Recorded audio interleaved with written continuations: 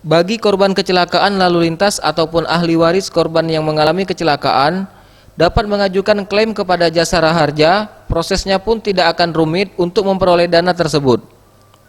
Kepala Bagian Operasional Jasara Harja Sumatera Selatan, Ahmad Situmeyang mengatakan, besaran asuransi kecelakaan masih mengacu pada aturan lama, yakni korban meninggal 50 juta rupiah, biaya perawatan rumah sakit maksimal 20 juta rupiah, cacat 20 juta rupiah, dan bantuan penguburan 4 juta rupiah. Asuransi kecelakaan dapat dicairkan kurang dari 2 jam jika data saat klaim sudah lengkap. Selama musim mudik ini, pihaknya akan terus berkoordinasi dengan kepolisian, terutama pihak Laka Lantas.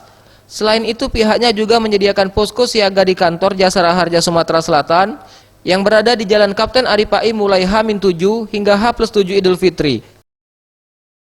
Petugas kami nanti setiap hari ada yang melakukan piket untuk melakukan pendataan korban laka ke rumah sakit, kemudian melakukan koordinasi dengan pihak unit laka untuk mencari informasi kasus-kasus laka yang terjadi pada hari itu, kemudian menindaklanjuti menerbitkan surat jaminan kepada rumah sakit untuk pelaksanaan penanganan korban laka di rumah sakit. Pencairan dana itu pada saat di kita dalam kondisi berkas lengkap itu hanya hitungan jam, 2 jam kita bisa menyelesaikan pengajuan. Tim Liputan Sriwijaya TV.